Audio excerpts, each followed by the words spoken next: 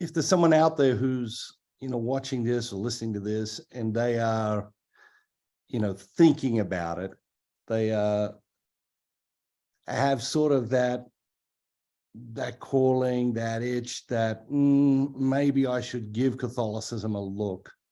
What advice would you have for that person?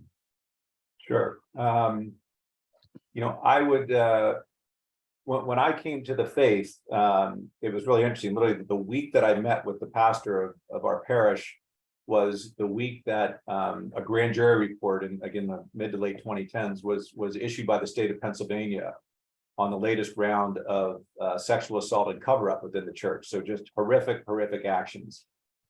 And one of the things that I wonder, looking back with hindsight, was God's timing and the Holy Spirit's timing in such a way that, hey, this is your chance to come in and maybe in some small way, make some impact on this amazing institution, this gigantic institution that's deservedly on its heels a little bit right now. So I got some great advice from somebody during my discernment process who said, if you can separate the sanctity and the beauty and the purity of the faith from the ways over centuries and over millennia, men and women have screwed up the faith because we're human and because we're fallible and because we have free will and because we succumb to temptation. If you can try and separate those two entities or existences, then you might have a clear sight. And as soon as she said that, it landed on me. I got it intellectually, I got it in my heart, and I recognized that this is the ultimate purity of the faith.